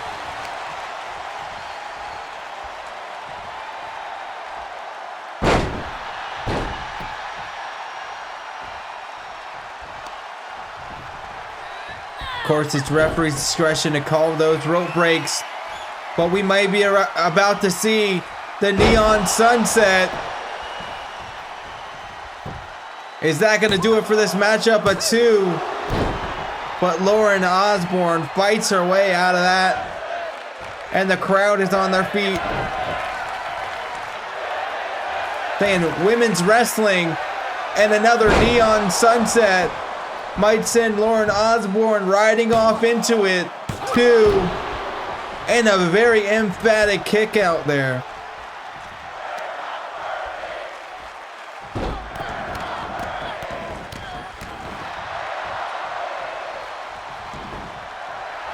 Callie heading near the corner.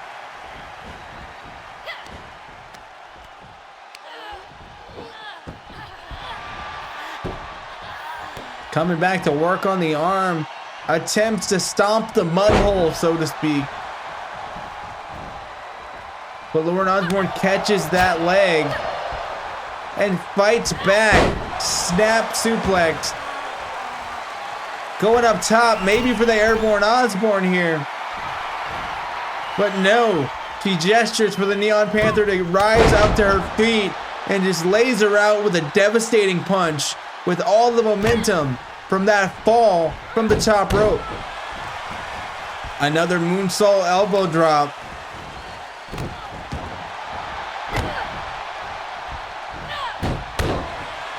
And another.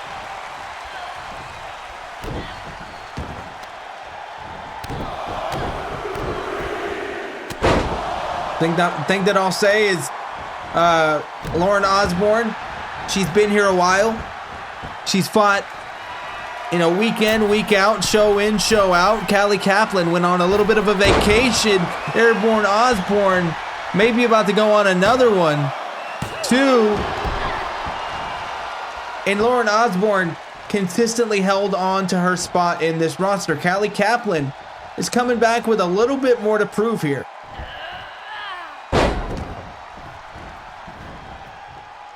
Suplex there, keeps a hold of it. Another, maybe about to do a third. 3 amigos and a kip up there. Tribute to the late great Eddie Guerrero.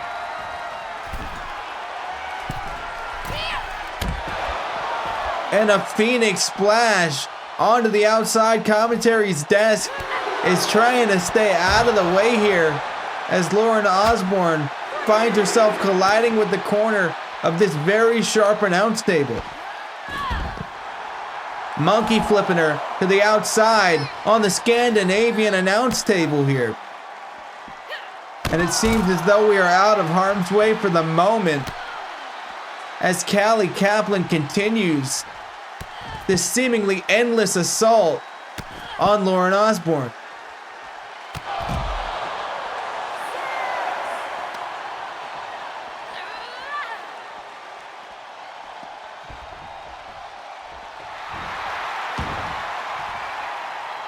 Callie having fun. Callie making light of the situation. Feeling confident here. As she takes Lauren, trying to get her over to the ropes. Unable to do so. Lauren Osborne, the firecracker, fighting back. And rolling herself over, that face buster.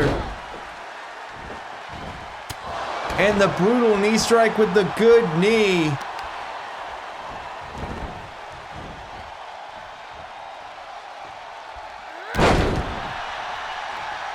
And laying her out flat, Lauren Osborne may well have sealed her victory here. But no. With 12 minutes and 19 seconds left to go, Lauren Osborne looks to put this one away right now. But Callie Kaplan steps aside. Callie Kaplan dodges whatever that was going to be. Monkey flips her yet again.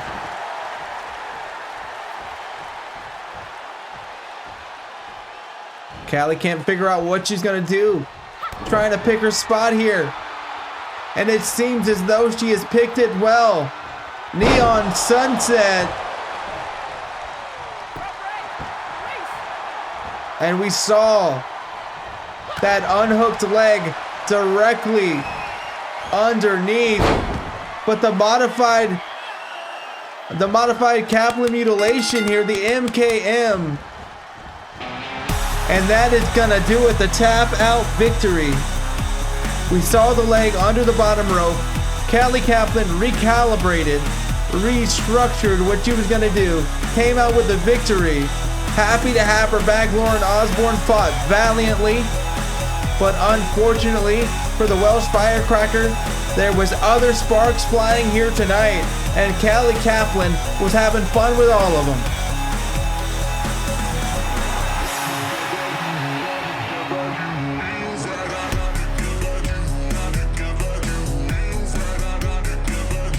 Time bend of the Neon Panther. Impressive here in her victory. And I can't wait to see where she goes from here. But wait a minute. What the hell? The lights just went black. And Lauren Osborne is being assaulted by a masked assailant who is running away. And now the moment of truth. I guess we found out earlier that Colin Prince is going to be facing none other than the Heritage Champion, James Matthews. Just a few short days ago. James Matthews, a day ago rather, obtained that championship, and now, after falling from a steel cage, after falling from a steel cell rather, is going head to head with Colin Prince in First Blood.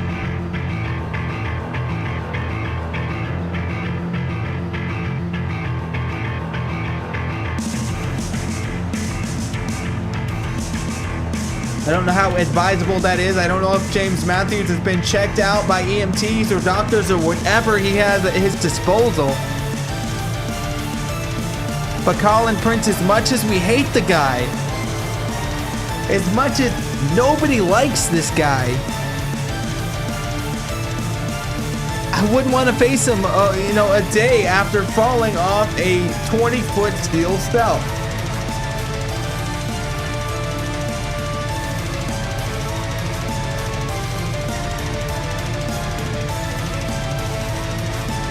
And apparently, Colin Prince thinks the Florida Cracker is a food group.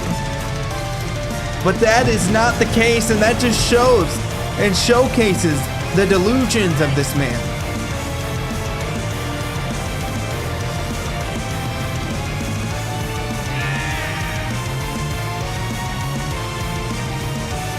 or this individual. I don't want to assume the gender of Colin Prince, but considering how he treats his fellow LGBTQ spectrum individual, I don't think he cares all that much.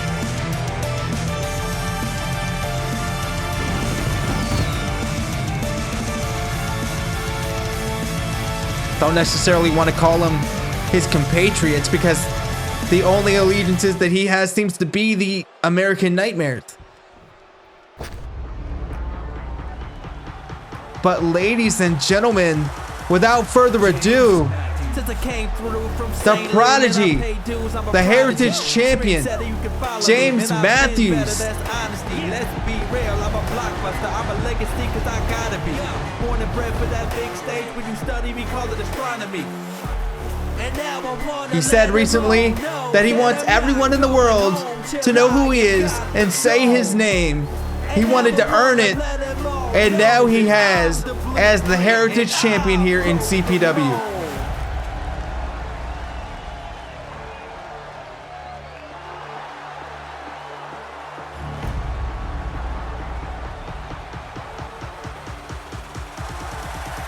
James Matthews. go on and say its name, say its name, say its name, say its name. It's James, it's James. What? Go on and say its name, say its name, say its name, say its name. It's James, it's James. Go on and say his name, say his name, say his name, say his name, say his name. James Matthews.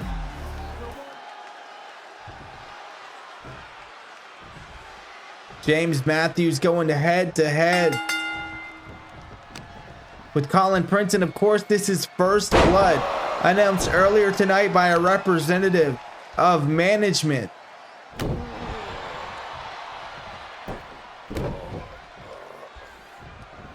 We heard that Colin Prince was going to be doing something tonight involving blood, but I didn't know that that's exactly what was in store for us here tonight.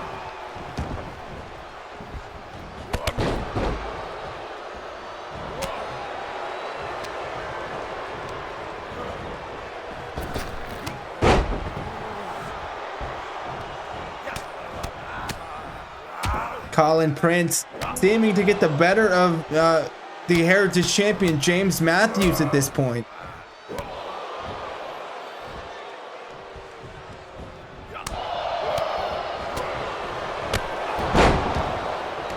And just a rotating, spinning knee. And a ladder becoming implemented into this matchup. Of course, weapons are illegal, no disqualification. The blood that is drawn decides the victor. Gliding over that ladder, James Matthews sending Colin Prince colliding with it.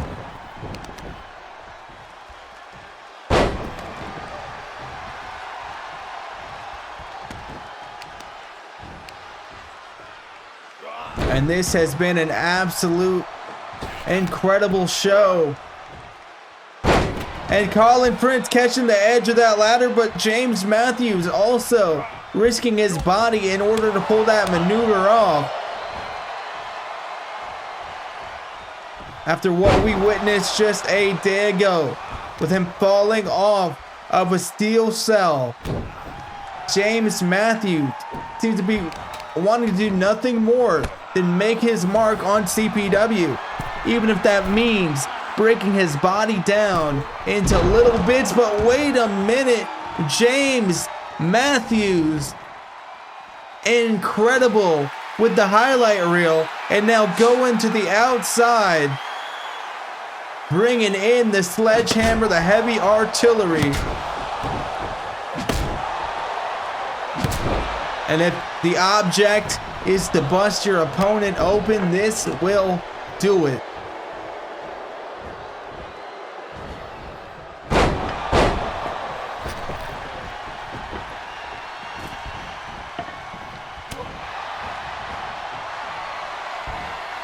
And Be Real, knees to the back.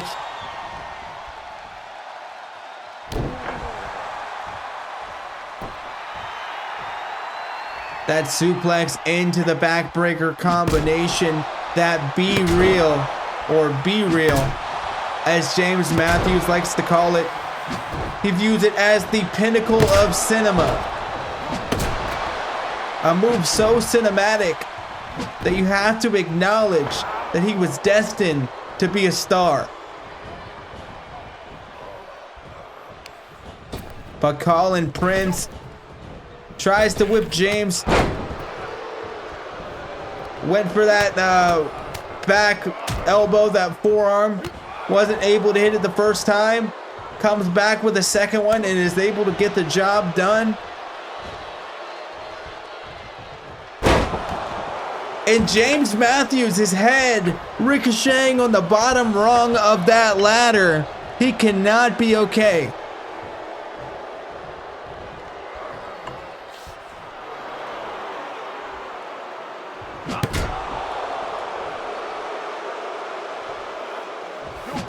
There is no possible way, after all of this punishment, that James Matthews is going to walk out of this matchup unscathed.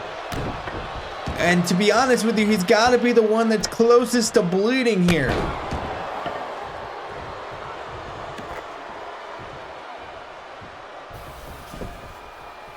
James Matthews out on his feet as the rib cage gets annihilated by a sledgehammer. A drop kick. Wait a minute. And not willing to relent just yet, James Matthews sending a message to Colin Prince. And I've been better, that's honesty. Let's be real, I'm a blockbuster, I'm a legacy cause I gotta be. Born and bred for that big stage, when you study we call it astronomy. And now I wanna let them all know that I'm not going home till I have got the goal. And now I wanna let them James all Matthews know that I'm the blueprint. And showing everybody that he is the blueprint, but wait a minute. A low blow by Colin Prince. Unsatisfied with this victory by James Matthews and now his American Nightmare compatriots looking to make their presence known here tonight. Seth Dallas and Johnny Davenport coming out to the ring. And this could be no signal of good things to come. Wait a minute. Doc Wrestling Jr. and Johnny Gemini, Dan Darnish are in the ring. Wait a minute. The Psycho knee meant for Colin Prince takes out the Heritage Champion James Matthews. And ladies and gentlemen, we are out of time. Like, share, subscribe, because we'll be back in 2 weeks with more Covenant Pro Wrestling Uproar.